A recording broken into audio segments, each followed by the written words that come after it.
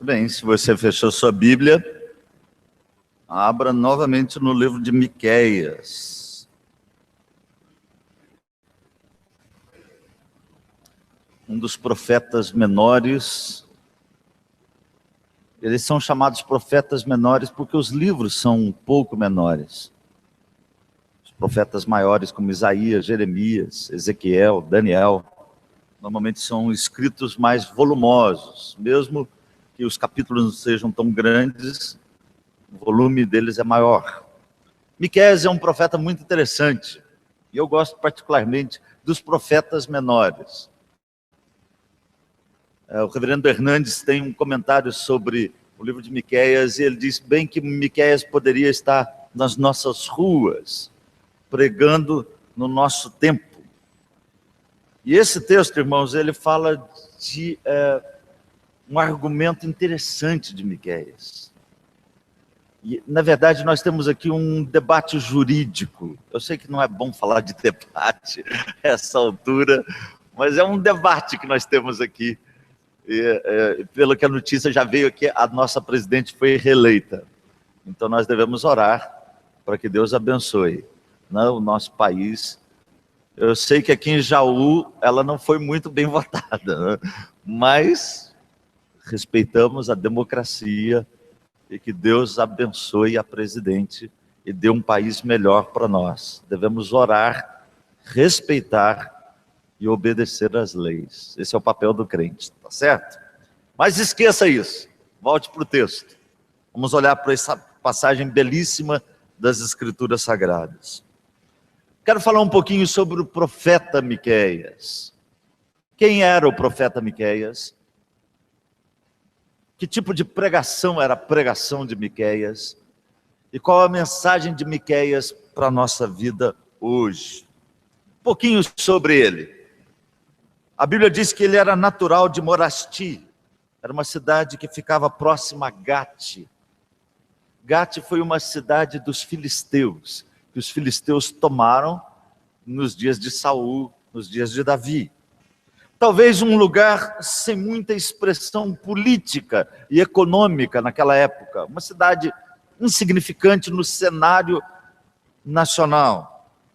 Mas Miqueias, ele é como Amós, ele sai do interior e ele vai pregar na capital. Amós foi para Samaria, Miqueias vai para Jerusalém.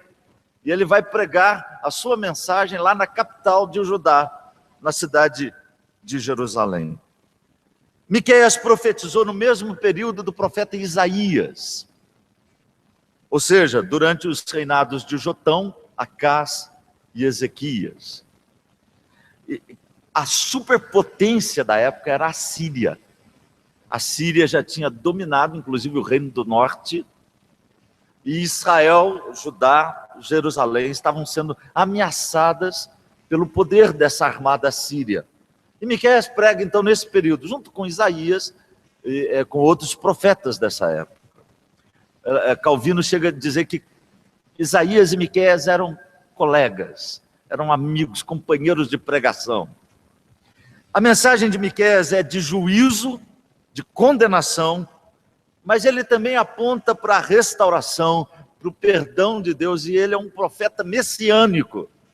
Ele fala acerca, inclusive, da vinda de Jesus, da entrada de Jesus, do nascimento de Jesus em Belém. É um profeta que tem uma mensagem de salvação para aquele povo hostilizado e tão perseguido naquela época. Esse texto que nós lemos, irmãos, o texto diz que há uma controvérsia de Deus com o povo de Deus. E se você procurar no dicionário, você vai ver que controvérsia pode ser traduzido por debate. Por isso que eu falei que esse texto fala de um debate de Deus com o seu povo. Ou seja, Deus entra num debate jurídico. E aqui os advogados podem até entender melhor e até usar isso, quem sabe, um dia nos seus argumentos. Deus é o juiz, o promotor e a vítima, ao mesmo tempo. Os montes, os outeiros são as testemunhas. E o povo é o réu, está sendo acusado pelo próprio texto. Essa é a divisão simples do texto. Deus, o juiz, o promotor e a vítima, os montes, os outeiros são as testemunhas, e o povo rebelde é o réu, está sendo acusado. E embora as expressões sejam de juízo, irmãos, a linguagem está revestida de amor. E em sua defesa, o Senhor fala sobre os seus atos de bondade, no verso 4 e no verso 5. No verso 6 e 7, o povo defende, através da fala do profeta, mas de uma forma infeliz e errônea, pecaminosa. Nós vamos ver isso daqui a pouco. E aí a sentença é firme, porém ela é permeada de graça e de misericórdia, no verso 8. Então esse texto, pense nisso, né? Nesse debate feito na história, feito no universo, Deus e o seu povo, Deus e o homem, Deus e cada um de nós, Deus e a sua igreja, Deus e os seus filhos. E eu diria que essa é uma mensagem extremamente pertinente para nós hoje, por algumas razões. Primeiro, porque Deus tem sido colocado no banco dos réus. Há muitas pessoas hoje que não acreditam em Deus, que ridicularizam Deus, que profanam o nome de Deus, e esse número está crescendo cada vez mais. Não só de ateus declarados, intelectualmente declarados ateus, mas há um ateísmo prático, que nega a intervenção de Deus, a existência de Deus na vida do dia a dia. E Deus, por assim dizer, tem sido colocado no banco dos réus. Por isso, é importante que a gente ouça o que Deus tem a dizer nesse texto. Em segundo lugar, porque as pessoas parecem estar cansadas de Deus. Não querem mais a forma como Deus salva, como Deus pede na sua palavra a obediência. Em terceiro lugar, porque há uma escassez de justiça, de misericórdia e de humildade. Por isso esse texto é uma mensagem pertinente para o nosso tempo, para a nossa época. À luz disso, irmãos, eu quero usar esse tema, o debate de Deus com o homem. Pensando em homem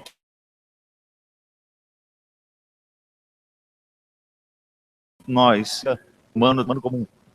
Qual que é o objetivo da mensagem? Primeiro, falar sobre esse cansaço pecaminoso do homem em relação a Deus. Em segundo lugar, entender a urgência de assumirmos a nossa postura como povo de Deus. Então vamos imaginar isso, né? Deus quer fazer um debate comigo, com você nessa noite. O palco é a história, o universo, a criação. E nós vamos então ouvir o que Deus tem a dizer. E vamos ver qual é a resposta adequada que nós precisamos dar a esse debate com Deus. Em primeiro lugar, há um apelo do Senhor aqui nesse texto.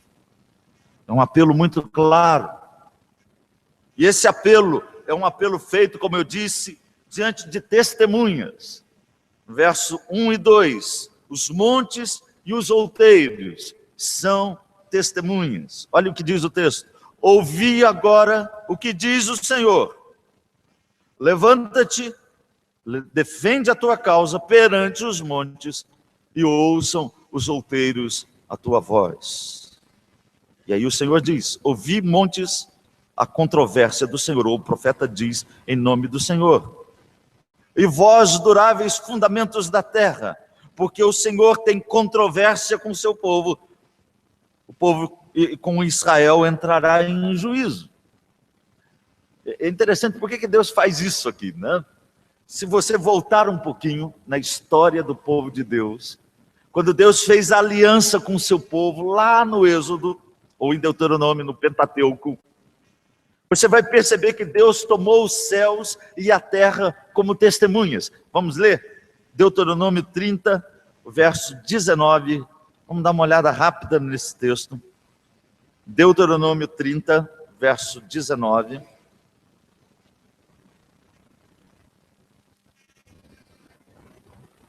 Diz assim: então hoje te declaro. É isso mesmo? Não.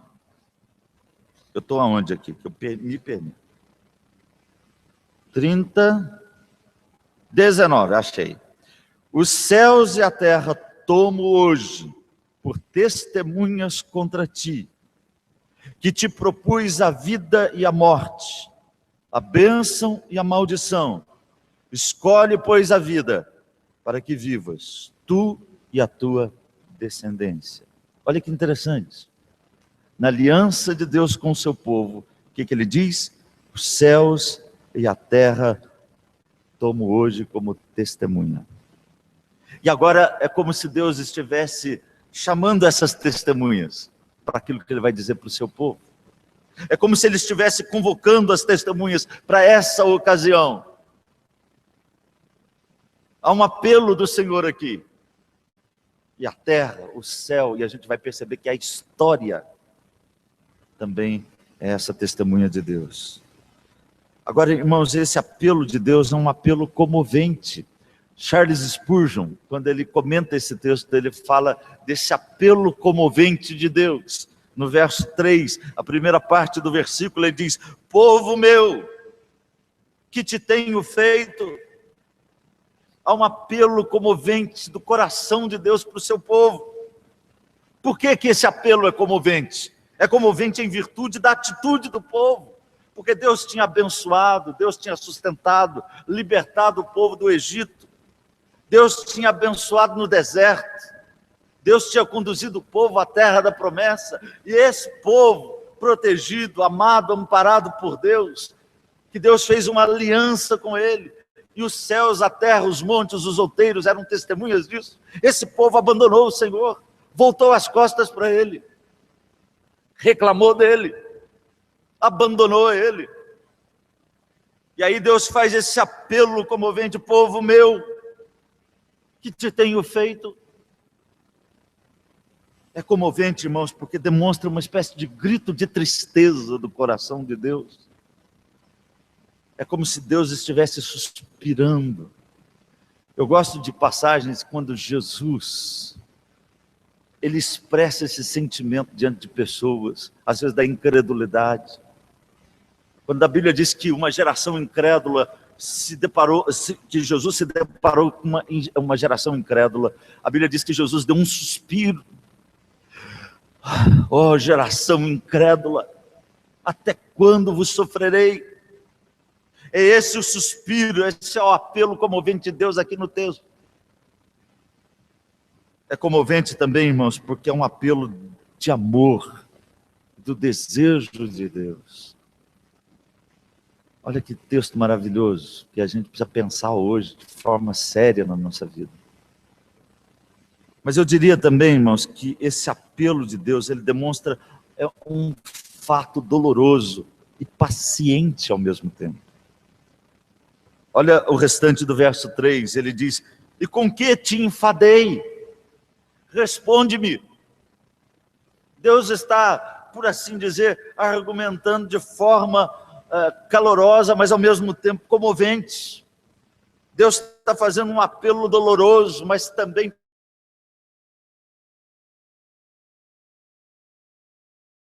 paciente. Responde. E aí, se a gente lê Miqueias, a gente vai ver que o povo estava enfadado do culto a Deus. O povo estava enfadado da obediência à lei de Deus. O povo estava enfadado da liberdade de Deus. E às vezes eu fico pensando, irmãos, que a cena se repete. As pessoas estão cansadas de cultuar a Deus como Deus pede na sua palavra. As pessoas estão cansadas de obedecer a palavra de Deus porque acham que a Bíblia é muito rigorosa. As pessoas estão cansadas de seguir Jesus, porque seguir Jesus envolve em renúncia, em morrer cada dia, tomar a cruz. Eu tenho visto muita gente cansada, enfadada de Deus, das coisas de Deus. Querem uma vida mais light, mais tranquila, mais folgada. Mas há um apelo de Deus aqui, nesse debate de Deus com o seu povo. Esse apelo que tem os céus, os outeiros, os montes, como testemunhas. Mas eu quero caminhar um pouquinho mais, irmãos, e falar aqui em segundo lugar sobre o argumento fraco de defesa do povo, dos homens, nosso às vezes. Esse argumento que as pessoas usam contra o Senhor. Em primeiro lugar, esse argumento ele não levou em conta os feitos passados de Deus na história.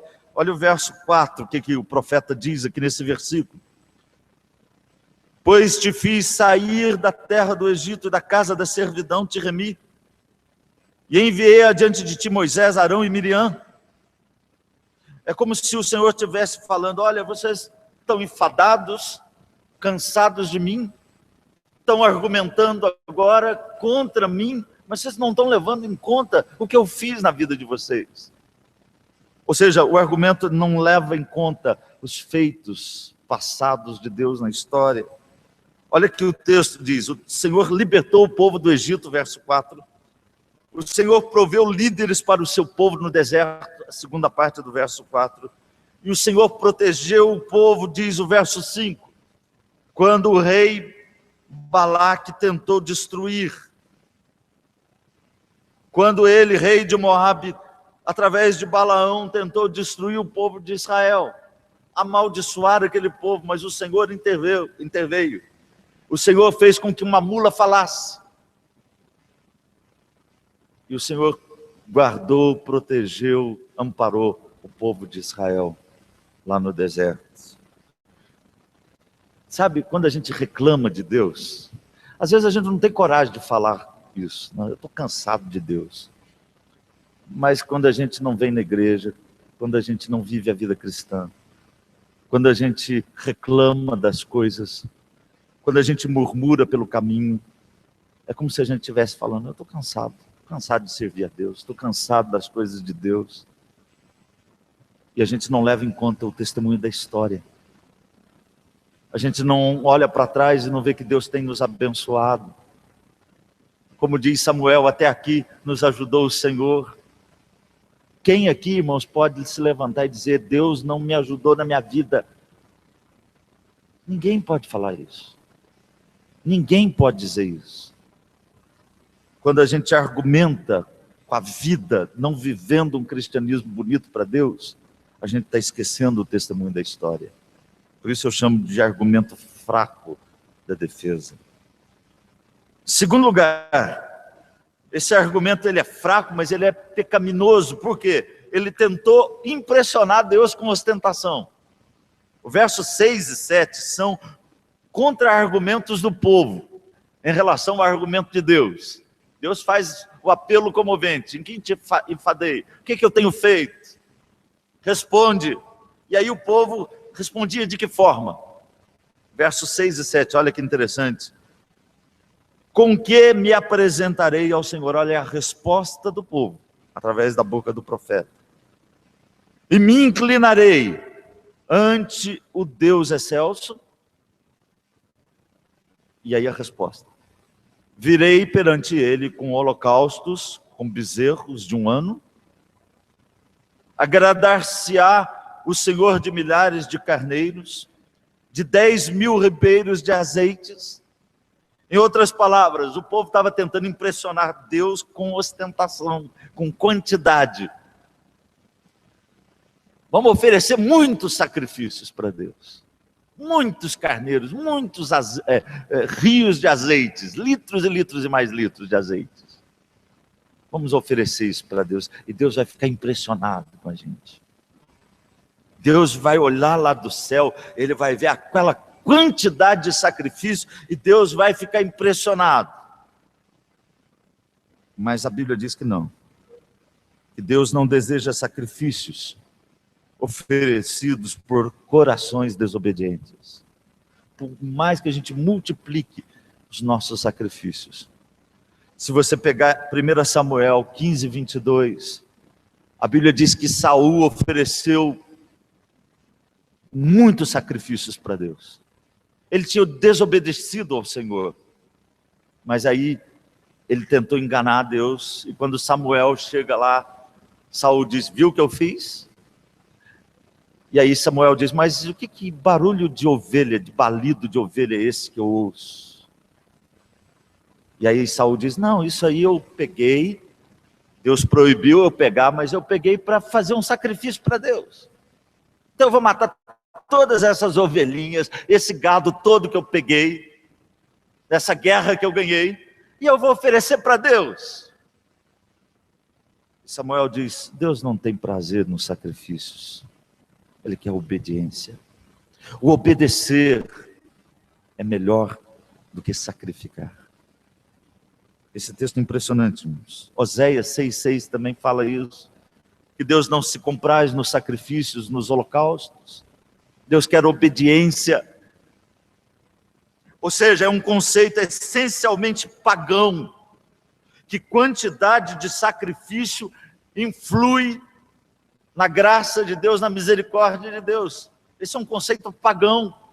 Vamos dar muito para Deus, vamos fazer muita coisa, fazer uma festa, sacrifícios, fazer um culto impressionante.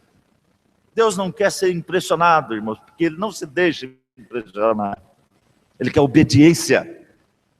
E quando nós respondemos Deus com sacrifícios vazios e não obedientes, Deus não se deixa impressionar por isso. Terceiro argumento pecaminoso, falso, do povo, do homem, nesse debate com Deus, é quando o homem tenta comprar Deus com gestos extremos, que nós lemos, no verso 7, darei o meu primogênito pela minha transgressão, o fruto do meu corpo pelo pecado da minha alma. O paganismo exalta o valor intrínseco para influenciar o seu Deus, diz Charles Spurgeon. O paganismo, ele exalta o valor do... E olha, o que ele estava fazendo aqui, o que o povo estava fazendo? Sacrificando o próprio filho. Eles estavam dizendo o seguinte, eu vou sacrificar o meu filho por causa do meu pecado. Esse é o sacrifício extremo para mim. E Deus, por certo, vai se agradar. Mas essa é uma resposta pecaminosa nesse debate contra Deus. Os filhos eram oferecidos como sacrifícios. E a Bíblia diz então que as bênçãos de Deus são dadas por sua graça e por sua bondade. O único sacrifício vivo, agradável a Deus, é aquele que é oferecido através de Jesus Cristo, o nosso Salvador e Senhor. Então nós temos o argumento de Deus, os céus, os outeiros, os montes são as testemunhas. Temos o apelo comovente de Deus e temos aqui a resposta que o povo estava tentando dar. O povo estava tentando contra-argumentar com Deus, com multidão de sacrifícios, com sacrifícios extremos, mas não estava levando em conta o testemunho da história, e Deus não queria nada daquilo. E aí nós chegamos no ponto final do argumento, do debate, que há um desafio que exige uma postura simples, mas positiva. Vamos ver? Verso de número 8, esse versículo é maravilhoso. Ele te declarou, ó homem, o que é bom e que é o que o Senhor pede de ti. Então aqui nós temos o resumo do que Deus quer, do que Deus espera do seu povo, da resposta que nós precisamos dar a esse Deus maravilhoso. 3 coisas para terminar. A primeira delas, que pratique a justiça. Simples. Isso faz coro com Isaías, né? Isaías gosta muito da justiça também. Ele fala que a gente deve praticar a justiça com alegria. Esse texto eu preguei ontem lá. A palavra justiça, que traduz o termo mishpá, que significa uma relação correta com Deus e com o próximo. Praticar a justiça é viver uma vida reta diante de Deus e uma vida correta diante do nosso irmão, diante do nosso próximo. O que Deus quer nesse debate com Deus? Multidão de sacrifícios? Sacrifícios extremos? Não. Ele quer que você pratique a justiça. que você ande de forma correta diante dele e diante do seu irmão, do seu semelhante, sendo honesto, verdadeiro, amando, perdoando, considerando o outro superior a você, respeitando a todos. E é interessante que o texto diz que pratique a justiça. A justiça não pode ser algo teórico, de discurso, tem que ser da vida. Eu gosto quando Jesus diz que a nossa justiça deve exceder em muito a dos escribas e fariseus. Se isso não acontecer, nós não vamos entrar no reino de Deus. O que isso significa? Você já pensou na justiça dos escribas e fariseus? O que eles faziam? Eles eram minuciosos na guarda da lei. Eles tinham regras e mais regras intermináveis. Será que a Bíblia está falando para eu ter mais justiça do que eles? Quando a Bíblia diz, se a minha justiça não exceder a dos escribas e fariseus, ela não está falando assim, ó, de extensão, de quantidade. Ela está falando assim, ó, de profundidade. A justiça deve partir do coração, de uma vida transformada pela graça e pela misericórdia do Senhor. O que o Senhor quer? Que a gente pratique a justiça, que viva uma vida reta diante dele, em obediência, e uma vida de amor ao nosso próximo e semelhante. Isso é justiça. Segundo lugar, que ame a misericórdia. A palavra misericórdia traduz do hebraico chesed, que significa um amor constante e leal. Oséias fala isso, não? Misericórdia quero e não sacrifícios, e o conhecimento de Deus mais do que holocaustos. Misericórdia tem a ver com um amor constante e leal a Deus e ao próximo também. E eu acho interessante porque o texto diz, não basta ter misericórdia, é preciso amar a misericórdia. Ou seja, precisa ser do coração também. Não adianta eu ter uma postura de misericordioso. Eu preciso amar do fundo do meu coração. Jesus diz no Sermão do Monte, nas bem-aventuranças, bem-aventurados os misericordiosos, porque alcançarão misericórdia.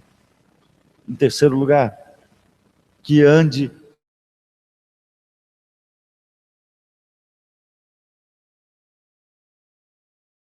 humildemente com Deus. O que significa isso? É andar na dependência dele. Hoje pela manhã eu falei sobre isso. Eu acho que todos nós temos liberdade de ter as nossas escolhas sobre os nossos governantes. Todos nós temos liberdade de escolher quem nós queremos votar, quem nós não queremos votar. Mas a nossa confiança, irmãos, não está em nenhum ser humano. Não é ele ou ela que vai nos garantir uma vida tranquila. Não é um governante, um presidente, uma presidente, um ministro ou um governador, um prefeito. Não são eles quem garantem a nossa força e a nossa segurança. A nossa segurança está em Deus. E a Bíblia diz que Deus inclina o coração do rei para onde ele bem deseja. Então a gente precisa o quê? Andar humildemente com o nosso Deus. Andar na dependência dele. É ele que é a nossa força, a nossa segurança. Segundo lugar é viver em obediência à palavra dele. Custe o que custar, precisamos obedecer à palavra do Senhor. As circunstâncias não nos pertencem. O que vai acontecer no mundo nós não sabemos. Cantamos que Jesus virá em breve. Não importa o tempo, a distância, o que vem por aí. O que o crente precisa é se submeter todos os dias à palavra da verdade. Isso é andar humildemente com o Senhor. Em terceiro lugar, isso significa aceitar o meio de salvação dado por Ele. Sabe, tem muita gente que não quer ser cristão porque não aceita o meio que Deus dá para salvar. das trevas, o pobre pecador. As pessoas querem ser salvas pelas obras, pelo mérito. Não gostam como Deus salva. Já viu isso? Esse negócio de aceitar simplesmente o que Jesus fez. Crer. Não é obra minha, não é mérito meu. Eu tenho de me anular, ser pobre de espírito para ser salvo. Eu não gosto disso. Eu quero fazer alguma coisa. Eu quero comprar o céu. Eu quero dar uma oferta. Eu quero fazer uma esmola. Eu quero fazer alguma obra para ser salvo. E a Bíblia diz, você não pode fazer nada porque você está morto nos seus delitos e pecados. Você tem uma justiça que é como trapo de imundícia. E se Deus não te salvar pela sua graça, bondade, amor e misericórdia, você está perdido. Você vai para o inferno. As pessoas não gostam disso.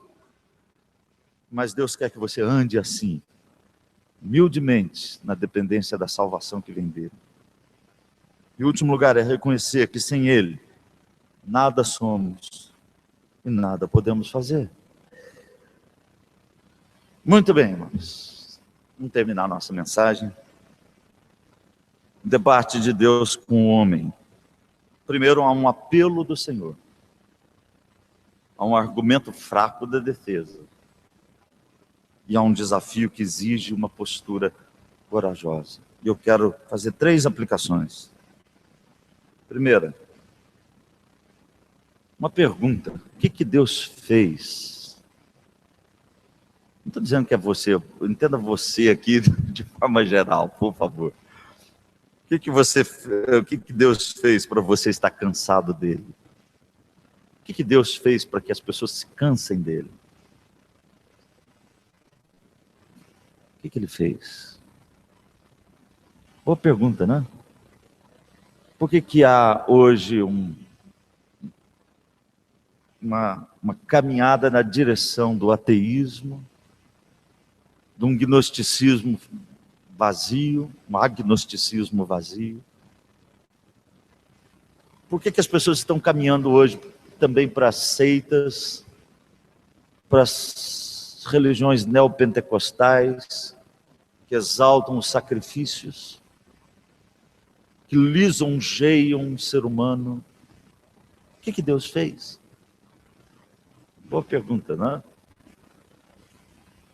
Segundo, não tente impressionar Deus ou comprá-lo com sacrifícios.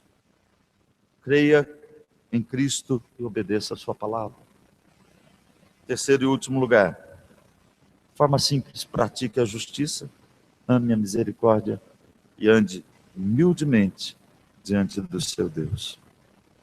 E é isso que Deus requer de cada um de nós.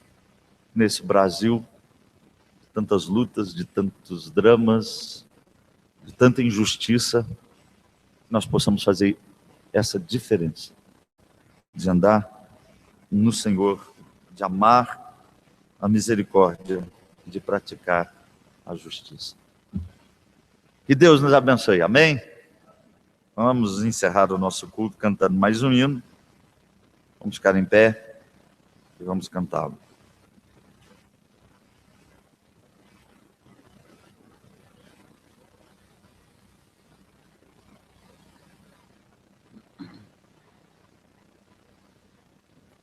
E no 93.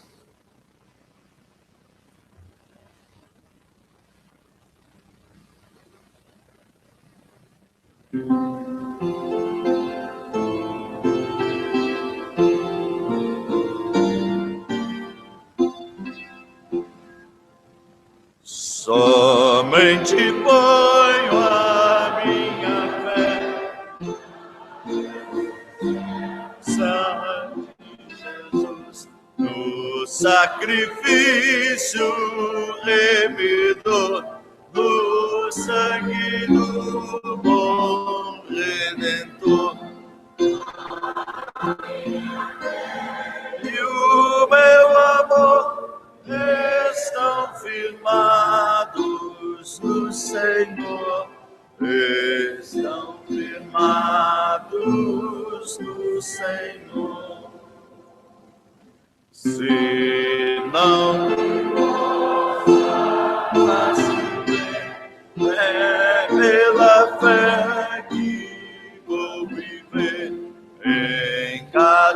ânsia suportar, eu hei de ler e confiar. E o meu amor estão firmados no Senhor, estão firmados no Senhor.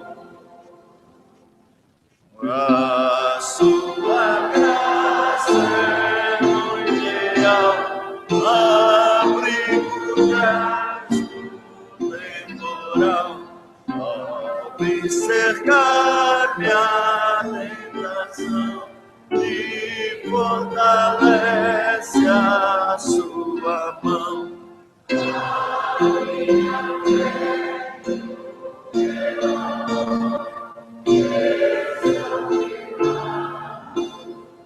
Senhor está firmados no Senhor.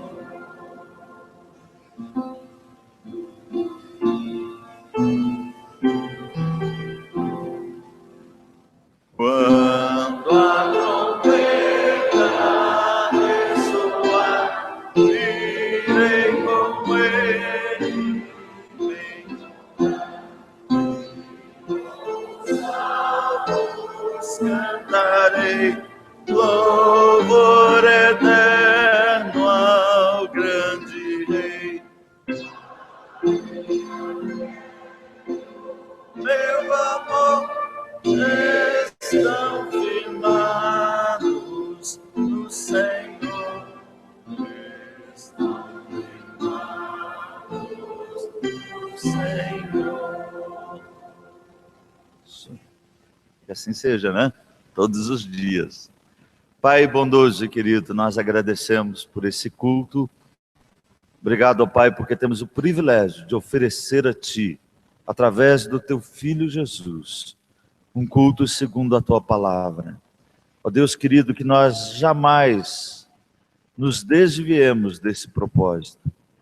Deus querido, que a nossa vida seja de obediência, de temor, de prática da justiça, que nós possamos, ó Pai, todos os dias também amar a misericórdia e andar humildemente na Tua presença, reconhecendo que toda a boa dádiva, todo dom perfeito vem de Ti, que o nosso sustento está no Senhor, que a nossa salvação está no Senhor, que o nosso futuro, a nossa destinação está nas Tuas mãos.